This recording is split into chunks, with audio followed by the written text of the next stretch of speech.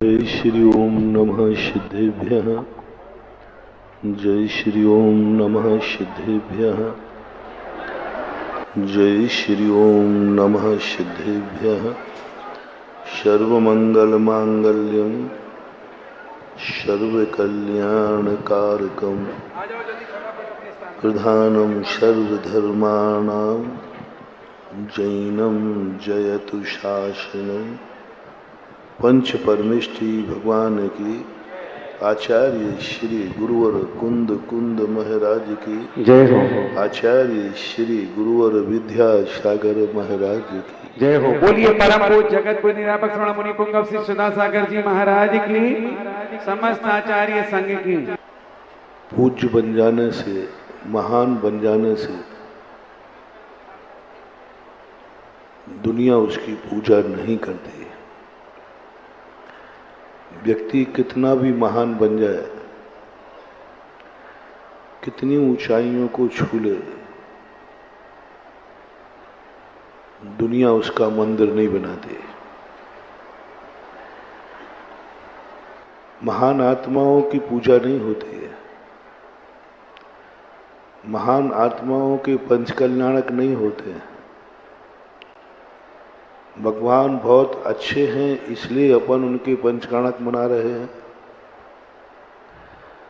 भगवान बहुत शक्तिमान है इसलिए पंचकल्याणक मना रहे हैं। भगवान ने बहुत कुछ ऊंचाइयां छू ली हैं इसलिए हम उनका पंचकल्याणक मना रहे हैं। सो बात नहीं है। महान होने के साथ साथ एक गुण होना चाहिए, जो गुण कल अपन ने भूमिका में समझा था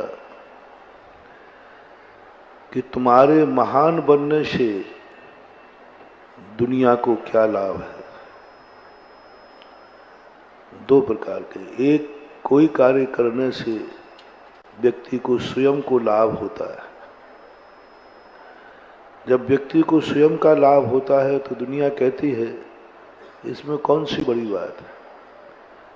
हर व्यक्ति स्वयं को सुखी देखना चाहता है। हर व्यक्ति स्वयं को लाभ लेना चाहता है। वो तो सबका स्वभाव है।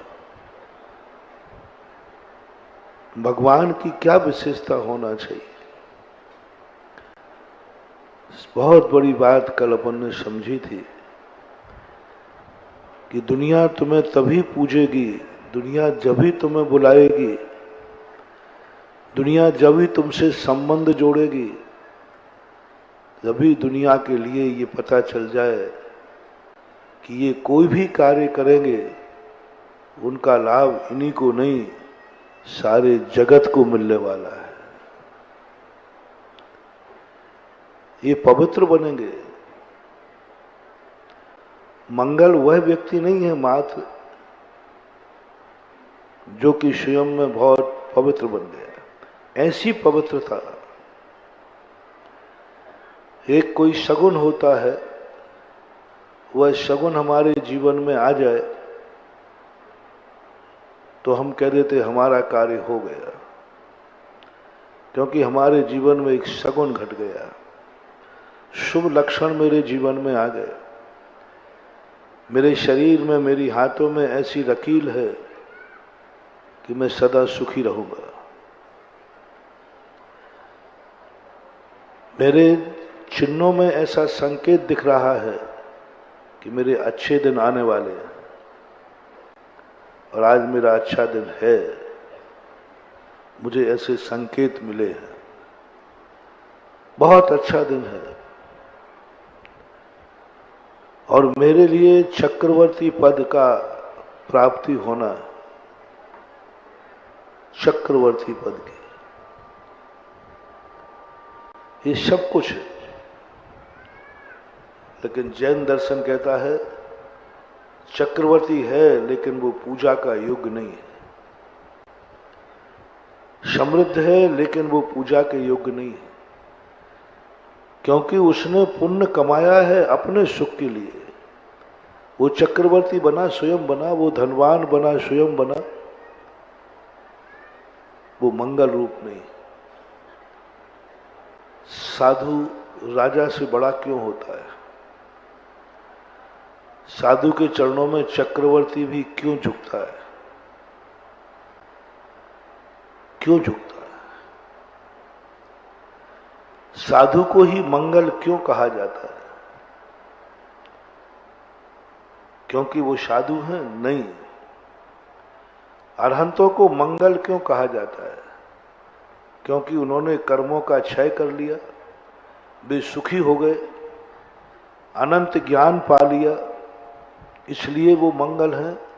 नहीं। उनकी ये सारी उपलब्धियों से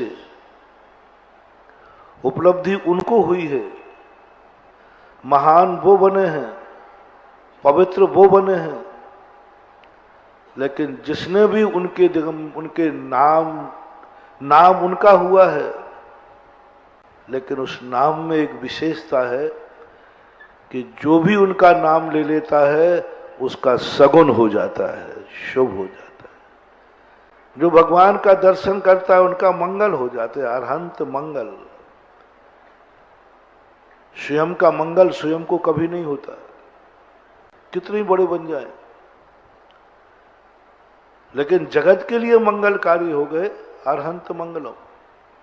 जगत ने कहा मैं इनकी पूजा करूंगा, क्योंकि इनके महान होने से इनको ही लाभ नहीं है, मुझे भी लाभ है, जगत को लाभ है, जगत को लाभ।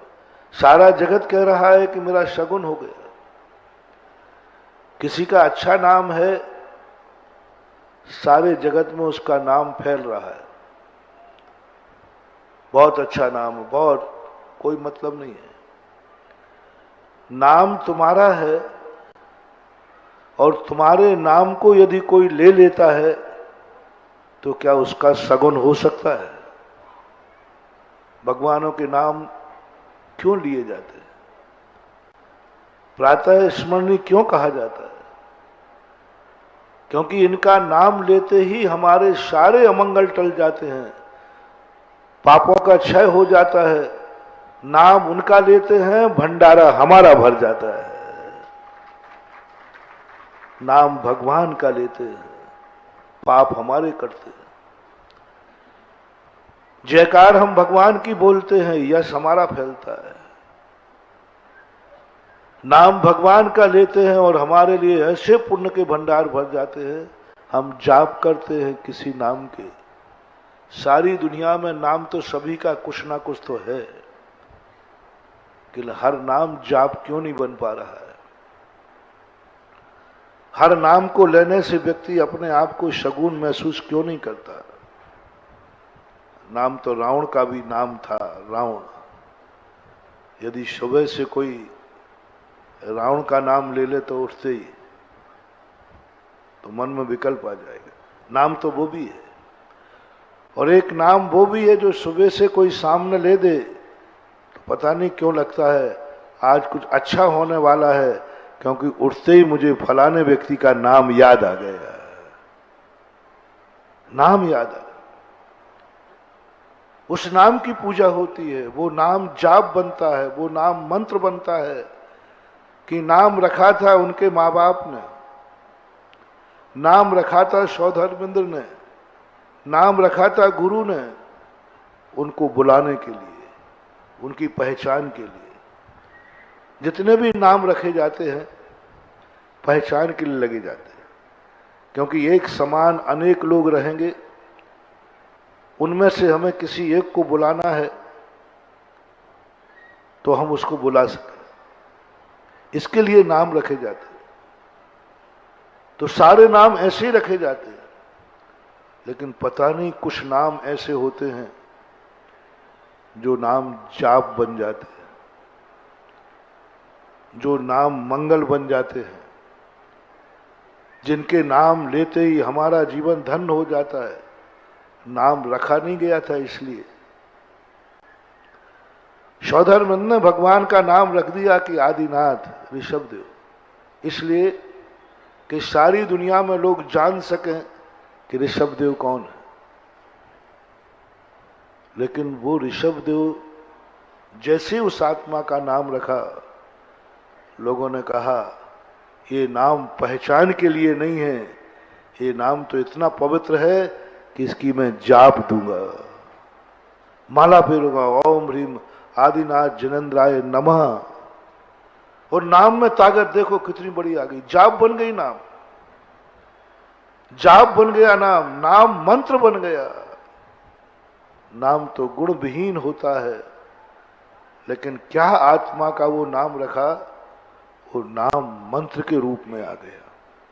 नाम कभी मंत्र नहीं बनता, लेकिन यदि ऐसे महान साधक का नाम रख दिया जाए तो नाम भी मंत्र बन जाता है, नाम भी मंगल हो जाता है। उनकी बात तो छोड़ो, उनका नाम मंगल हो जाता है।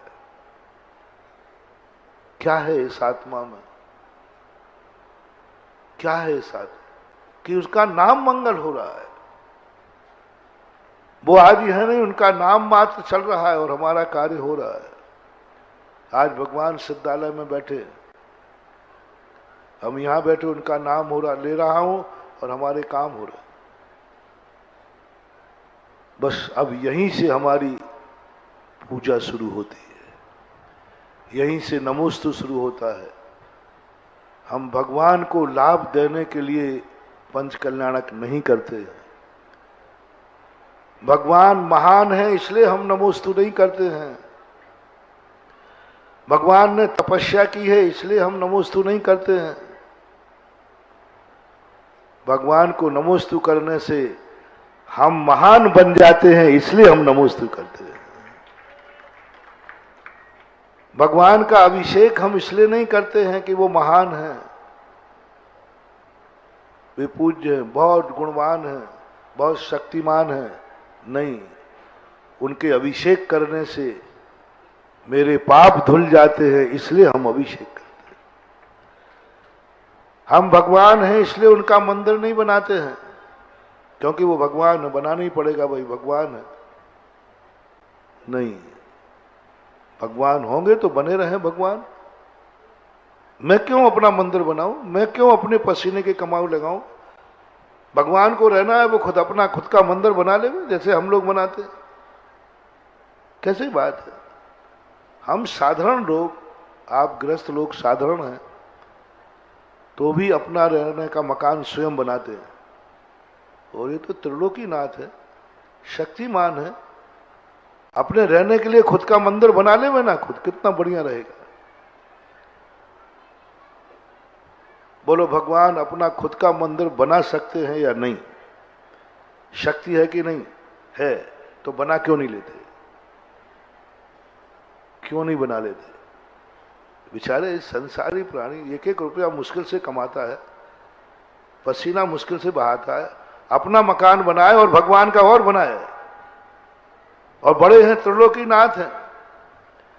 कायदा तो ये होना चाहिए, भगवान अपना मंदिर बनाए और भक्तों के भी मकान बनाए, तो बात बनती है। हाँ देखो भाई, अपन तो सीधे साधे आदमी, बड़ों से यही अपेक्षा करते हैं। बड़ों का काम क्या है? स्वयं कमावे, स्वयं खावे, और अपन जैसे छोटे लोगों को खिलावे आराम। अपना खुद का मंदिर बनाए और हमारे मकान भी बनाए भक्तों को, अपना खुद का मंदिर बनाए और हमारे लिए संतशाला भी बनाए भगवान, क्योंकि बड़ा है, हम नमोस्तु करके आए, हम उसको बड़ा मानते हैं और कहते हैं त्रिलोकीनाथ, परम शक्तिमान, परम ज्ञानवान। खाएगा ज्ञानवान, अपने रहने का मकान नहीं बना पाए। इससे अच्छे तो आप ही लोग हो। कम से कम वो चिड़िया ही अच्छी है कि अपना घोंसला तो बना लेती स्वयं। तुम लोग अपना मंदिर मकान बनाते हो और मंदिर का भगवान का और बनाते हो। क्यों ना आज अपन पंचकल्याणक में एक व्यवस्था पास करके प्रस्ताव भेजते हैं भगवान के पास। पृथ्वीपुर पंचकल्याणक में एक अलौकिक प्रस्ताव पास कर रहा हूं कि आज के बाद सारे जगत के भगवान को रहना है और भगवान का मंदिर है, भगवान स्वयं अपना खुद का मंदिर स्वयं बनाए, जैसे हम लोग अपना मकान स्वयं बनाते। और चिंता मत करो, आप प्रस्ताव पास करो, उस पर मेरी यदि सील लग जाएगी तो मान्य हो जाएगा। क्योंकि तुम्हारी भली नहीं सुना, लेकिन भगवान मेरी तो सुनता ही है 100%। वो कहें समर्थन किसने किया गभाए में, तो नीचे लिखा है सुधा सागर, तो फिर क्या वो कहते फिर तो मानना ही पड़ेगा, मनवा लूंगा। पर सावधान हो जाना, भगवान अपना तो मंदिर बना लेगा और भगवान तो सीधा जवाब दे देगा, मैं मंदिर क्यों बनाऊं, मुझे जरूरत ही नहीं है। मेरा मंदिर तो ऐसा स्थान है जो न किसी ने बनाया है न कोई मिटा पाएगा, सिद्धालय। मैं पृथ्वीपुर में मंदिर क्यों बनाऊंगा, जब मुझे जहां बनाना है फिर वहां बनाऊंगा मैं। अपनी मर्जी का मकान व्यक्ति दूसरे के कहने पे बनाता है कि अपनी मर्जी से? जब खुद ही बनाना है तो अपनी मर्जी से बनाएंगे। भगवान कहेंगे जब मुझे खुद ही मंदिर बनाना है अपना खुद का रहने का, तो इस 3 लोक में जहां मुझे अच्छा लगेगा वहां बनाऊंगा। पृथ्वीपुर में क्यों बनाऊंगा, टीकमगढ़ में क्यों बनाऊंगा, क्यों बनाऊंगा यहां? करो प्रस्ताव पास। और वहां से समाचार आ गया, तेरे भक्तों का जो प्रस्ताव था वो मैंने पास कर दिया, आज के बाद मैं अपना मंदिर स्वयं बनाऊंगा, इसलिए मेरी जहां मर्जी पड़े वहां बनाऊंगा। सावधान, गली मत रही, अभी प्रस्ताव भेजा नहीं गया था। अब बोलो, भगवान अपना मंदिर स्वयं बनाएगा और उसकी जहां मर्जी पड़ेगी वहां बनाएगा। बोलो किसको नुकसान है? तुम्हारा क्या होगा, तेरा क्या होगा रे कालिया? पृथ्वीपुर में मंदिर भगवान क्यों बनाएगा, क्या लेना देना है उसको? उसने तो अपने रहने का मंदिर बना लिया, जिसे अपन सिद्धालय बोलते हैं। आज जो मंदिर, काश यदि मंदिर भगवान बनाने लग जाएं, बना सकते हैं वो, लेकिन इस संसार का नाश हो जाएगा। तुम जिंदगी में अपने मकान नहीं बना पाओगे। भगवान का मंदिर हम इसलिए नहीं बना रहे कि भगवान है, हम भगवान का मंदिर इसलिए बना रहे हैं कि उसकी आड़ में हमारा मकान बन जाता है, वो पुण्य बंध हमें ऐसा हो जाता है। किंचित मात्र भी लाभ हम जो भी करते हैं मंदिर में, महाराज को तुम्हें चौका लगाना पड़ता है। बोलो भैया बताओ, तुम बड़े हो या महाराज बड़े हैं? तो कायदा से बड़ों को कमा के खिलाना चाहिए, स्वयं खावें और आपको भी खिलावें, तो अच्छा लगता है। नैतिकता तो यही है। आप बोलो महाराज बड़े बन गए, तुम अपना पेट पालो, बाल बच्चे पालो और महाराज को और पेट पालो, कहाँ की आफत है? महाराज स्वयं भोजन बनाने में क्या आपत्ति है बताओ? महाराज थोड़ा बहुत कमावे और अपना खुद का भोजन बना लेवे, बोलो भैया क्या नुकसान है? क्या काम है महाराज को? तुम्हें तो 17 काम है, सुबह से हमें क्या काम है बता दो? तुम्हारे कामों की लिस्ट इतनी बड़ी है, वो तुम्हें सब मालूम, सुबह उठते क्या क्या करते। उसके बावजूद ही अब महाराज जी आ गए, उनको चौका और लगाना है, बड़ी आफत है। महावीर स्वामी को ये भी प्रस्ताव भेजते हैं कि आप अपने मुनियों से कहें कि वे स्वयं का चौका, स्वयं का भोजन अपना बनाएं, खावें, कोई काम धंधा तो है नहीं, और बहुत अच्छा बनेगा, बढ़िया बनेगा, शुद्ध बनेगा, और उतना ही बनेगा जितना खाना है। तुम तो ज्यादा बना लेते बेफालतू, फिर तुम्हें परेशान होते। महाराज लेते नहीं है तो तुम्हें दुख और होता है। और जब महाराज स्वयं बनाएगा तो कितना बनाएगा? जितना खाना है, जो चीज खाना है बना लेगा, खा लेगा आराम से। ये प्रस्ताव पास हो सकता है, मेरी गारंटी, मैं पास कराऊंगा। और महावीर स्वामी फरमान जारी कर देंगे, ठीक है प्रस्ताव मंजूर है, हिम्मत हो तो ये प्रस्ताव भेजो, पर सोच लेना, सोच लेना, महाराज की अंजलि में यदि ग्रास नहीं दिया तो तुम्हारे खाने के लाले पड़ जाएंगे, ध्यान रखना, अकाल पड़ जाएगा। छठे काल में ऐसा होने वाला है, अकाल पड़ जाएगा। हम इसलिए हार नहीं देते हैं, महाराज को हार नहीं देते हैं। महाराज को हार देने से कोई पुण्यबंध होने वाला नहीं है। पुण्यबंध इसलिए होता है तुम्हें, इसलिए मैं अपने हाथ से नहीं बना सकता हूं। जिस दिन मैं अपने हाथ से बनाऊंगा ना, उस दिन मुझे इतना पाप लगेगा, भोजन बनाने का नहीं, भोजन बनाने का पाप तो बहुत छोटा सा है। कितने लोग ये आहार दान देकर अपना जीवन धन्य कर रहे थे, उनका जीवन धन्य नहीं हो पाएगा। ये पाप मुझे लगेगा महावीर स्वामी का प्रस्ताव आएगा।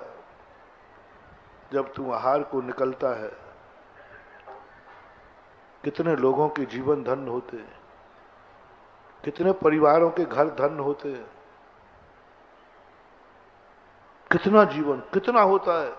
वो सारा पाप तुझे लगेगा।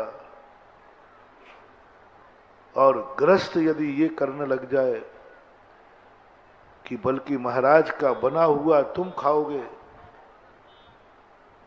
बोलो मैं जिंदगी भर तुम्हारा बना हुआ खा रहा हूं, और एक दिन तुमने कह दो कि महाराज एक आध दिन हम लोगों के रिश्तेदारों में परस्पर में हम किसी के यहाँ खाने जाते तो कभी एक आध बार उसको भी बुलाते। आप तो जिंदगी भर हो गए हम लोग वहां खाते खाते, एक आध दिन आप हम लोगों का निमंत्रण करो ना। हाँ? राजा बाबू कर दूं?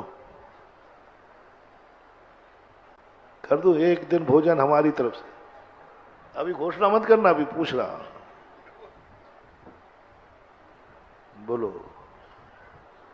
भाव भी करने पर काश महाराज जी के हाथ का भोजन हमें मिल जाए, काश महाराज जी आज हमारा महाराज के हाथ का भोजन करना चाहे तो भाव मात्र आ जाए तो बोलो सदगति होगी कि दुर्गति?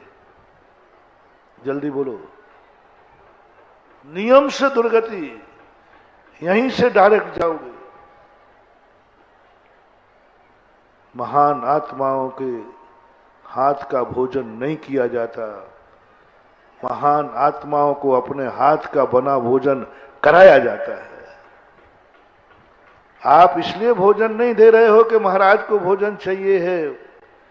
जैन दर्शन कहता है कि तुम महाराज को भोजन इसलिए दे रहे हो कि जिससे तुम्हारे भंडार सदा भरे रहें, तुम कभी भूखे न सो सको। इसलिए ये धर्म बन गया। आहार करना धर्म में समझ में नहीं आया, क्या मतलब है? आहार करना धर्म हो गया, ये कौन सा धर्म है?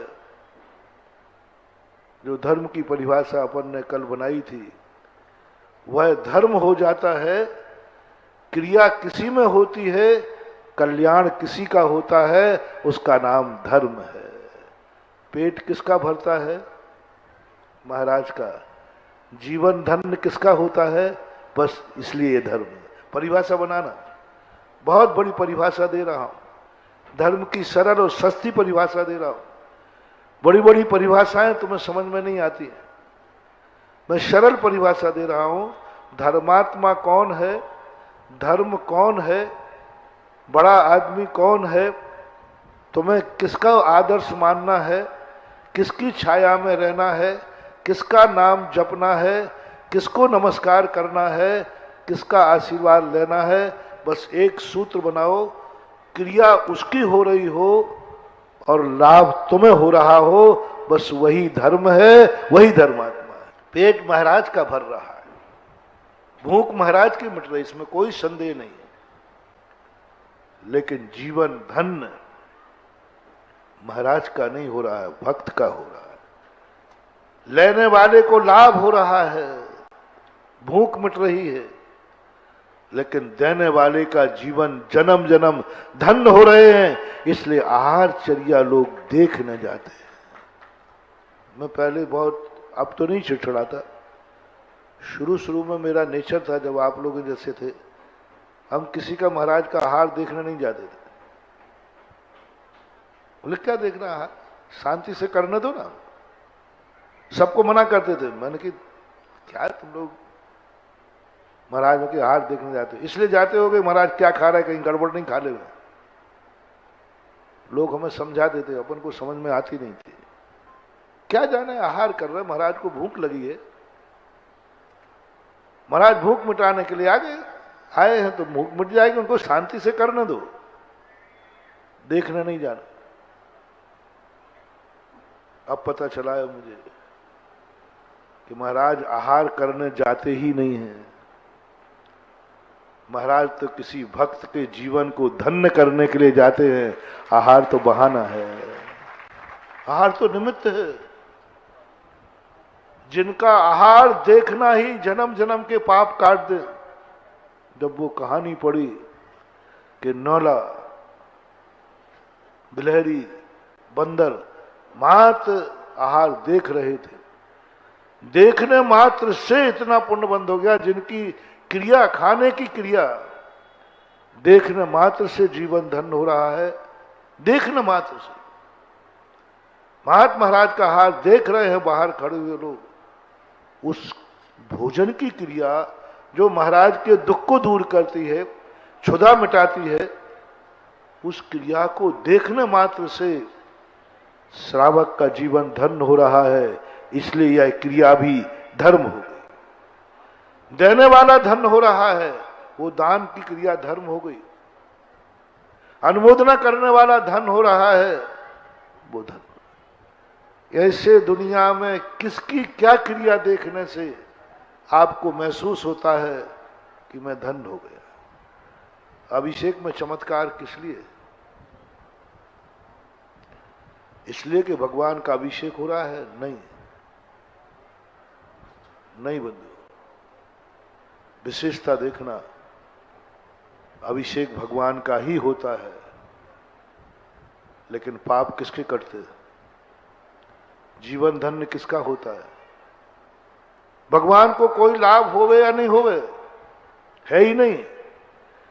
अभिषेक भगवान का हो रहा है। एक व्यक्ति ने कहा, महाराज जी आप कोई ऐसा अतिशय बताइए पंचम काल। मैंने इतने अतिशय गिना दिए जो अभी गिना रहा हूं, लेकिन पहला अतिशय देखो।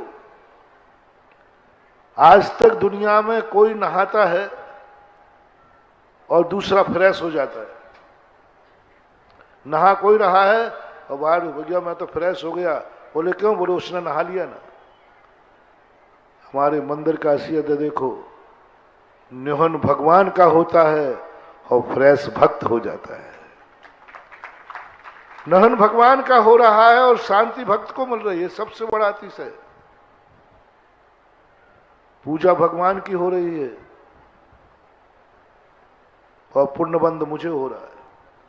जयकार भगवान की बोल रही है, पुण्यबंध मुझे हो रहा है। पेट महाराज का भर रहा है और श्रावक अपने जीवन को धन्य कर रहा है। वैसे धर्म की क्रियाएं कर रहा है। जहां जहां तुम्हें ऐसा लगे कि ये क्रिया से मुझे लाभ हो रहा है, दुनिया को लाभ हो रहा है, बस उसे ही धर्म की क्रिया मान लेना।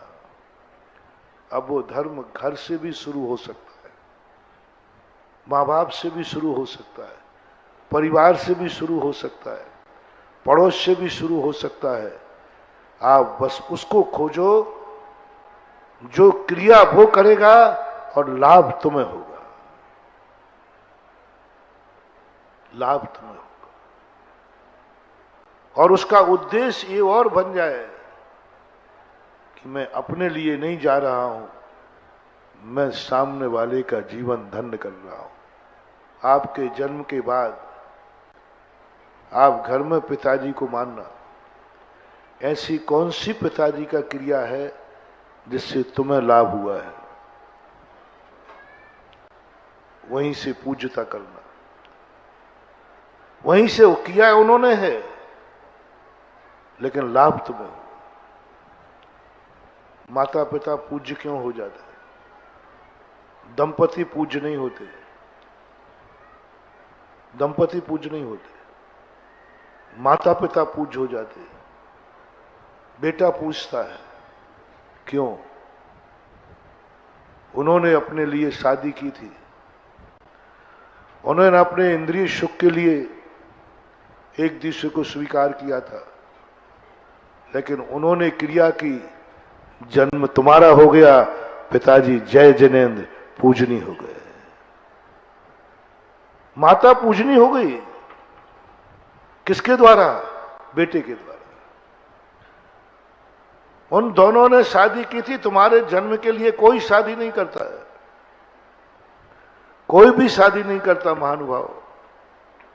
बच्चों के सुख के लिए, संतान के लिए 99% शादी अपने सुख के लिए होती।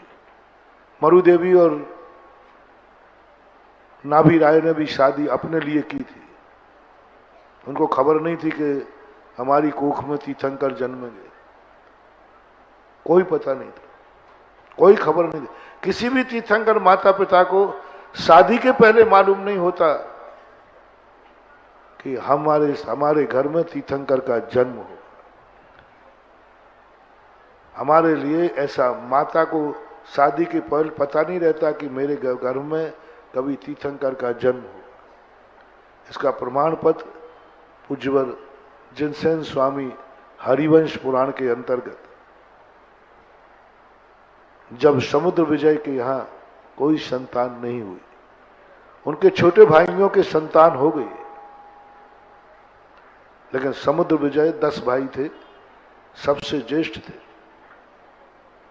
तो माता जो अश्वसेन की तीर्थंकर नेमिनाथ की जो माता थी ना, माता को विकल्प आ गया, क्या हम सारी जिंदगी निसंतान रहेंगे? तब जाकर के उन्होंने एक अवधिज्ञानी मुनिराज से पूछा कि तुम निसंतान नहीं रहोगे, तुम इतनी पवित्र पावन हो कि जिस तीर्थंकर को तुम्हारा बेटा बनना है, उस तीर्थंकर की अभी आयु पूर्ण नहीं हुई है, वो तीर्थंकर तुम्हारे लिए रोक के रखे हुए हैं कि मैं मां बनाऊंगा तो वामा देवी को बनाऊंगा। जो भी नाम था, वामा देवी पारसनाथ की बात थी। बहुत बड़ी चीज महानुभाव, समझना कैसे माता पिता पूज्य हो जाते हैं। उन्होंने क्या किया है? उन्होंने शादी अपने लिए की थी, अपने सुख के लिए की थी, अपने सहारे के लिए की थी, अपने सहारे के लिए की थी। और उस अपने लिए उन्होंने शादी की, अपने सुख के लिए शादी की, और उससे जन्म तुम्हारा हो गया। तुम्हारे जन्म देने के लिए उन्होंने शादी नहीं की थी, लेकिन जन्म तुम्हारा हो गया। बेटा कहता है बस यहीं से धर्म शुरू हो गया। प्रथम वंदना मैं माँ बाप की करता हूं कि उनकी क्रिया करने से उनको लाभ हुआ या नहीं हुआ, मेरी जिंदगी हो गई, मैं मनुष्य बन गया। यदि हम गर्भ से पैदा ना होते तो हम मुनि नहीं बन पाते, हम गर्भ से पैदा नहीं होते तो हम मोक्ष नहीं जा सकते थे। किसका पहला उपकार है? उन दंपति माँ बाप का। पूजा शुरू हो जाती है, धर्म शुरू हो जाता है। आप अपने घर में देखिए, आप घर में जितने सदस्य, मैंने माँ बाप का उदाहरण दे दिया, कितने लोगों से आपको अपने घर में लाभ है, कार्य उसका हो रहा है, खुशी तुम्हें होना चाहिए। दुखी वो हो रहा है, दुख उसके ऊपर आया है, दुखी तुम हो रहे हो। खुशी उसको है, उसको शुभ कार्य हुआ है, तुम्हें खुशी हो रही है, तुम पूजनीय हो, तुम आदर्श हो, तुम किसी के विश्वास पात्र हो। आप अपने घर में किसके खुशी के पात्र हो? तुम्हें कुछ नहीं मिला, तुम्हारा बेटा पास हुआ है, क्या तुम्हें खुशी हुई? तुम्हारे परिवार में किसको क्या मिलने पर तुम्हें खुशी होती है? समझ लेना, यह व्यक्ति तुम्हारे जन्म जन्म का मीत है और आगे भी होगा। जन्म जन्म का मीत है, आगे भी होगा। आप किसके कार्यों से खुश होते हैं? आप घर में किसको खुशी देखना चाहते हैं? कल का प्रवचन लाओ। कल का प्रवचन थोड़ा सा उल्टा था। तुम्हें कौन कौन सुखी देखना चाहता है? तुम्हारे घर में कितने लोग हैं जो तुम्हारी खुशी में खुश होते हैं? तुम्हारी खुशी में कितने लोग हैं जो तुम्हारे दुख में दुखी होते हैं? जो तुम्हारे दुख में दुखी हो जाए, जो तुम्हारी खुशी में खुश हो जाए, समझ लेना वही तुम्हारा है और तुम महान हो, तुम में कोई गुण है। कल कितनी बड़ी बात रही थी। तुम जिंदा हो, जिंदा तो सभी है। कितने लोग चाहते हैं कि तुम जिंदा रहो? कितने लोग चाहते हैं कि तुम जिंदा रहो? मैं तुम्हें जीवित देखना चाहता हूं। मैं तुम्हें जीवित देखना चाहता हूं। तुम जिंदा रहो। उनकी लिस्ट बनाने को कल कहा था, इन्होंने बनाई थी। आज ऐसे इनका गर्व कल्याणक नहीं है। इन्होंने जीवन में यह विषय बनाया था कि मैं कुछ ऐसा करूंगा कि सारा जगत मुझे जिंदा रखेगा। मैं मरना भी चाहूं तो दुनिया नहीं मरने देगी। मैं रोना भी चाहूं तो दुनिया मुझे नहीं रोने देगी। मैं संकट में पड़ना चाहूं तो मुझे संकट नहीं आने देगी ये दुनिया। अपने प्राण लगा देगी, खून पसीना एक कर देगी। क्या है तुम्हें विश्वास? कितने लोग तुम्हें जिंदा रखना चाहते हैं? इसकी लिस्ट बनाना है। कितने लोग हैं जो तुम्हारे आंसू पर खून बहा सकते हैं? कितने लोग हैं तुम्हारे संकट आने पर अपनी जिंदगी दांव पर लगा देंगे, लेकिन तुम्हें रोने नहीं देंगे, तुम्हें संकट नहीं आने देंगे, तुम्हें परेशान नहीं होने देंगे, सब कुछ दांव पर लगा देंगे तुम्हारे लिए। क्या आपको विश्वास है कि इस दुनिया में कोई तुम्हारा है जो तुम्हारे लिए जी रहा है, तुम्हारे लिए मर सकता है, तुम्हारे आंसुओं के लिए कुछ भी कर सकता है, तुम्हारी खुशी के लिए वो बर्बाद हो सकता है, तुम्हारी खुशी के लिए? यदि ये तुमने कर लिया तो तुम्हारा भी पंच कल्याणक मनाना पक्का है। तुम महान आत्मा हो, क्योंकि दुनिया तुम्हारे लिए मरना चाहती है, दुनिया तुम्हारे लिए जीना चाहती है। वो कहते मुझे कुछ नहीं करना, मैं तो इनको जिंदा देखना चाहता।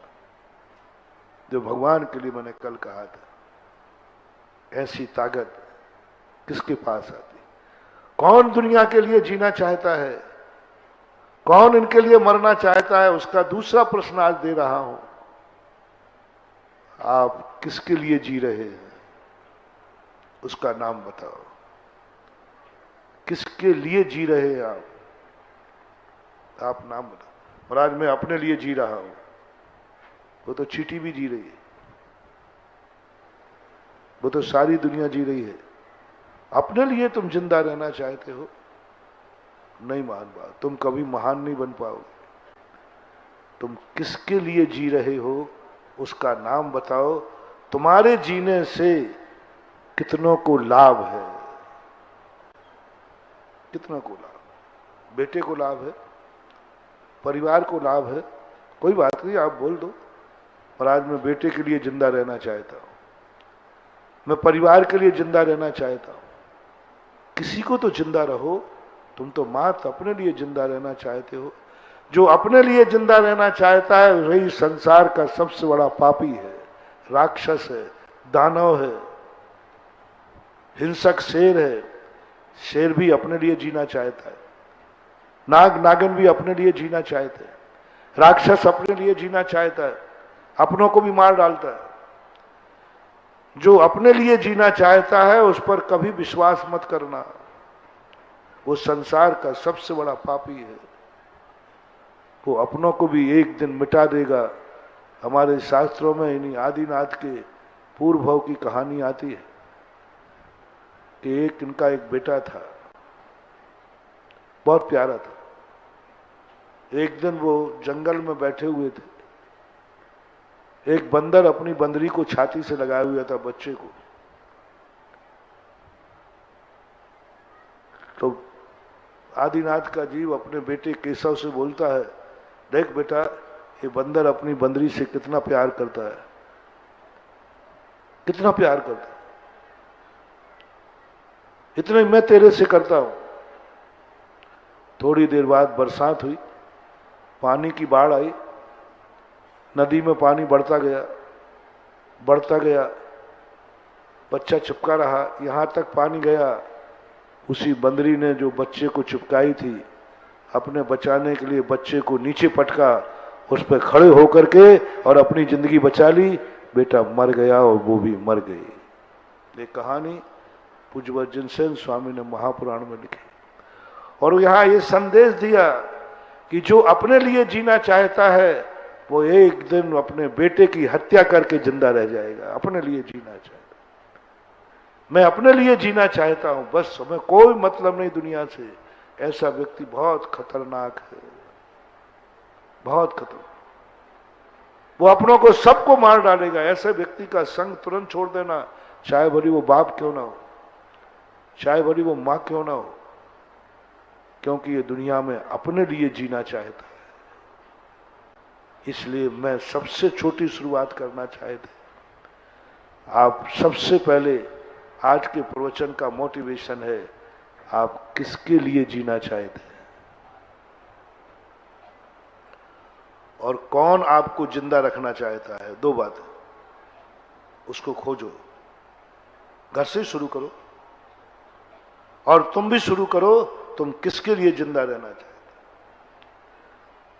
तुम भोजन करते हो अपने लिए, तुम संसार के सबसे बड़े पापी हो। भोजन करते समय एक बात बताओ, किसके लिए भोजन कर रहे हो? एक, कोई भी एक।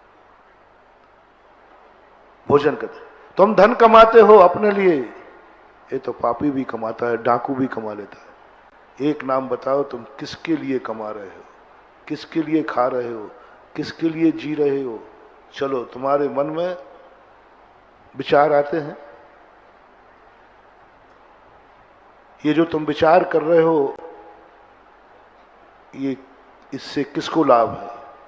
जो भी तुम्हारे मन में विचार आ रहा हो, तो तुम्हारा जवाब होगा, महाराज जो मैं चिंतन कर रहा हूं इससे मुझे लाभ है।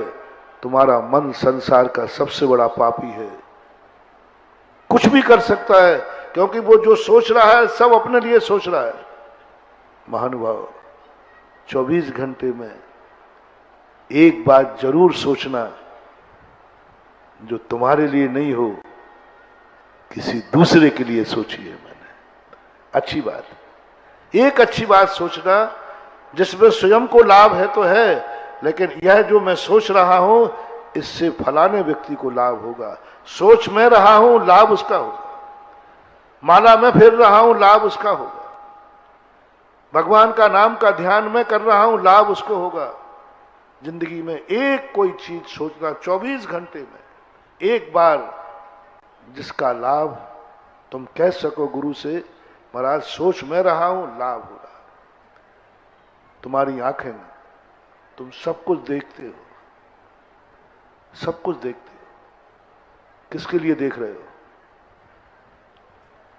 आपकी आंखें हैं सबके पास, आप लोग आंखों से देख रहे हो, किसके लिए देख रहे हो? बोलो ना। आपकी आंखें बहुत अच्छा अच्छा देखती है, गार्डन भी घूमती हैं, पिक्चर भी देखती हैं, भगवान को भी दर्शन करती हैं, गुरु का भी दर्शन करते हैं। किसके लिए देखती हैं? किसके लिए देखती हैं? आपके देखने से स्वयं को लाभ है या किसी और को भी लाभ है? देखोगे तुम और लाभ दूसरे को होना चाहिए। देखोगे तुम, सामने वाला आनंद से भर जाना चाहिए। जिसको तुमने देखा है वह आनंद से भर गया, आज मेरा जीवन धन्य हो गया क्योंकि इस व्यक्ति ने मुझे देख लिया। पूछो अपनी आंखों से कि आंखों ने ना जाने क्या क्या देखा है, सब अपने लिए देखा है, क्या किसी को लाभ मिला है तुम्हारे देखने से? किसी को देखने से तुम्हारी किसी को खुशी हुई है क्या? क्या तुम्हारी आंख में एक अतिशय है कि तुम जिसको देखोगे वही जीवन धन्य हो जाएगा? उनका नाम इस लिस्ट में याद करो। जिसको देखोगे, कहीं यह तो नहीं है कि जिसको देखो वही कहे इसकी आंख फूट जाए, घूर के देख रहा है। दो आंखें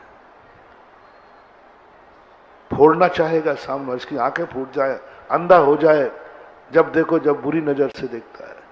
महानुभाव, 24 घंटे में एक कोई ऐसी चीज देखोगे तुम, और लाभ होगा उसे जिसे तुमने देखा है। वो आनंद से भर जाए, वो धन्य हो जाए, धन्य हो जाए।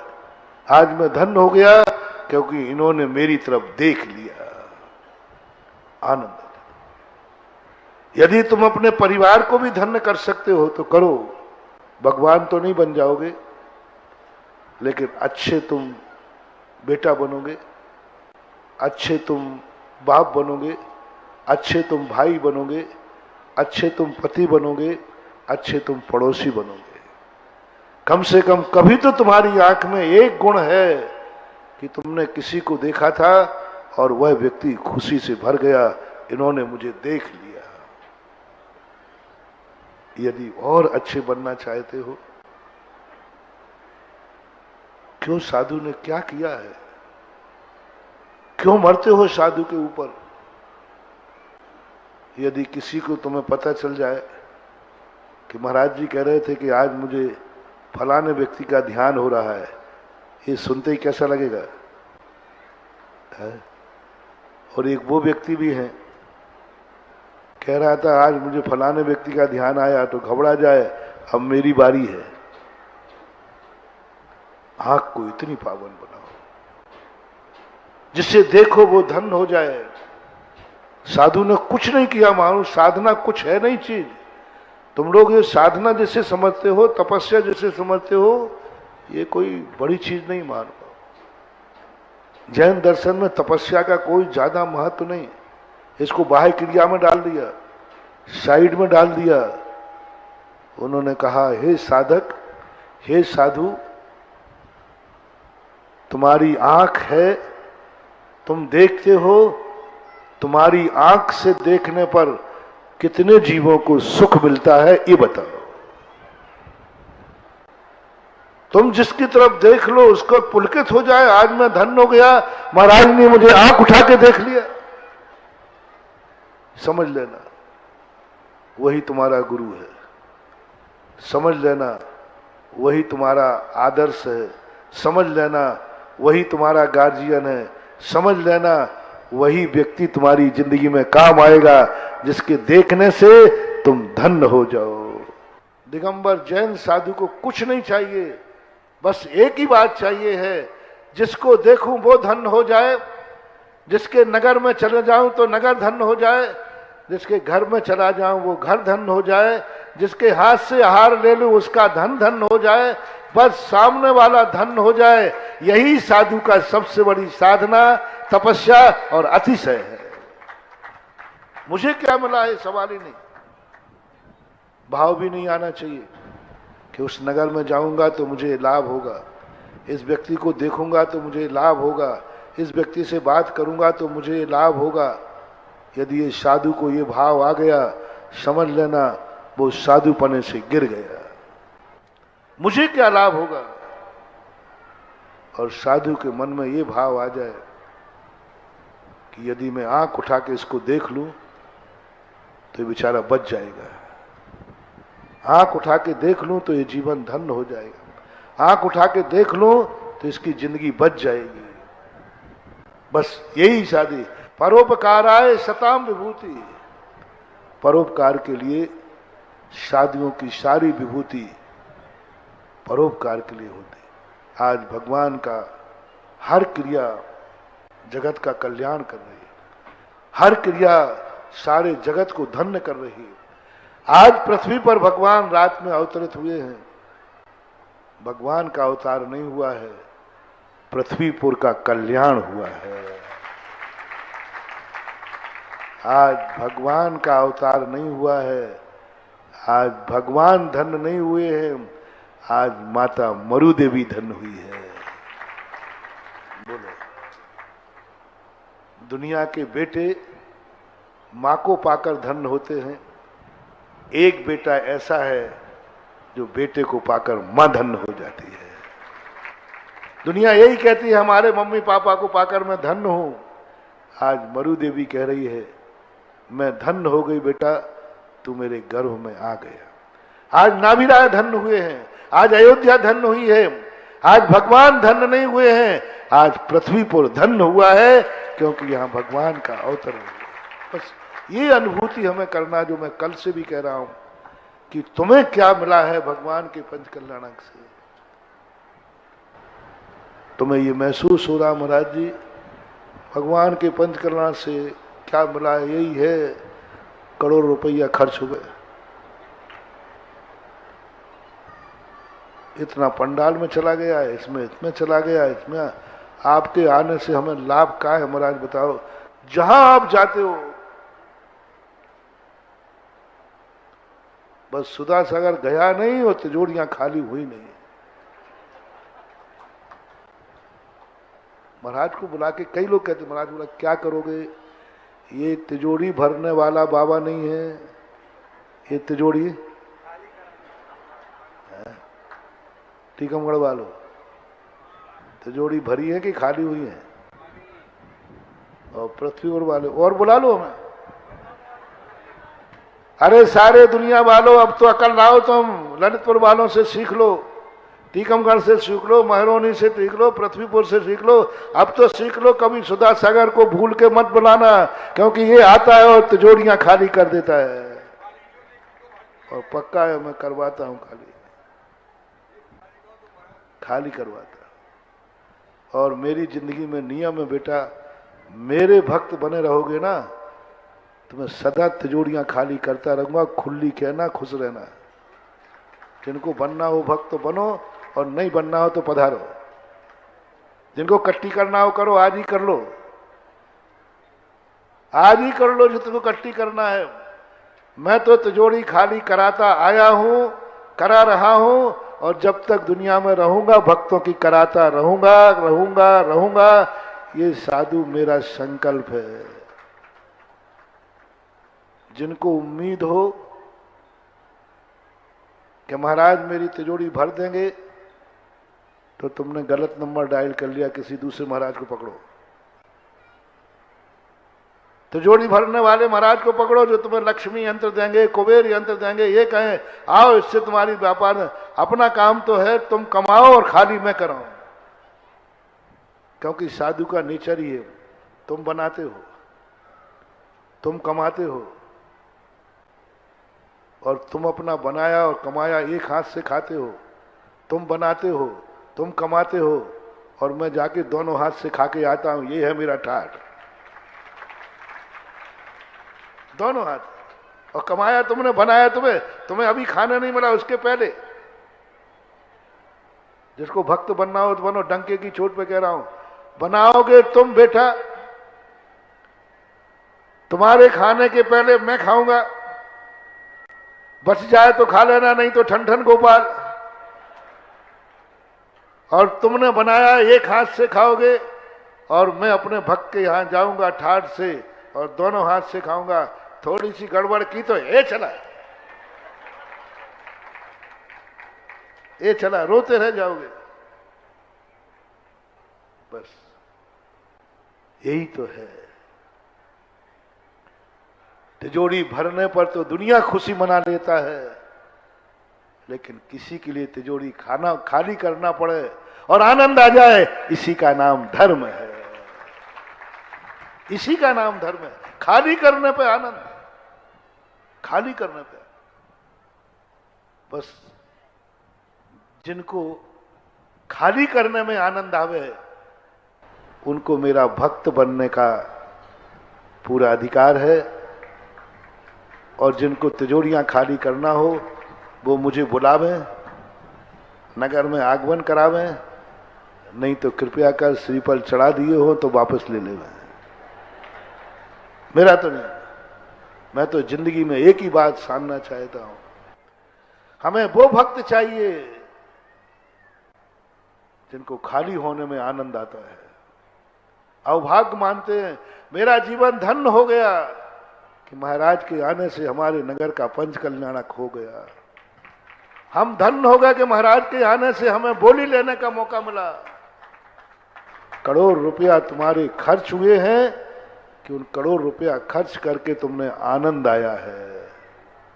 यदि आनंद आ गया है, करोड़ रुपया खर्च करने के बाद यदि आनंद आ गया है, तो लो मैं भी एक घोषणा करता हूं, मेरे आने से पृथ्वी पर धन्य हुआ है, मेरे आने से सारे दानी धन्य हुए हैं, मेरे आने से आप लोगों का जो दान हुआ है, चोरी खाली हुई है, उसमें धन्य हुए हो, आप धन्य हुए हैं। अवभाग्य लग रहा है, अरे कमाया था, खूब कमाया, आज तो देने में आनंद आ रहा है। यदि आप में आनंद में धन्य हुए हो तो लो मैं भी घोषणा करता हूं, ऐसे नगर में जाकर मैं भी धन्य हो गया। लो मैं ये घोषणा करता हूं कि तुमने भोजन बनाया है, तुमने भोजन बनाया है और तुमने खाने के पहले मुझे खिला दिया, फिर भी तुम धन्य हो रहे हो, तो लो मैं ये घोषणा करता हूं, ऐसे घर में आहार करके मैं धन्य हो गया, ऐसे घर में आहार करके मैं धन्य हो गया हूं, ऐसे नगर में जाकर मैं धन्य हो गया हूं। ऐसी धन्य की स्थिति में आज मरु देवी धन्य हुई है। भगवान कहते हैं मेरे जन्म लेने से माता धन्य हुई है, तो भगवान भी कहते हैं ऐसी माता को पाकर मैं भी धन्य हो गया। आज अयोध्यावासी धन्य हो गए हैं, तो भगवान भी कहते हैं कि अयोध्या में जन्म लेकर मैं धन्य हो गया हूं। बस शर्त एक है कि हर व्यक्ति को ये प्रयास करना है आज के 2 दिन के प्रवचनों से कि तुम्हारी किस क्रिया से कितने लोग धन्य होते हैं, कितने लोगों को धन्य कर पाते हैं। यही महान बनने का लक्षण है। महावीर भगवान की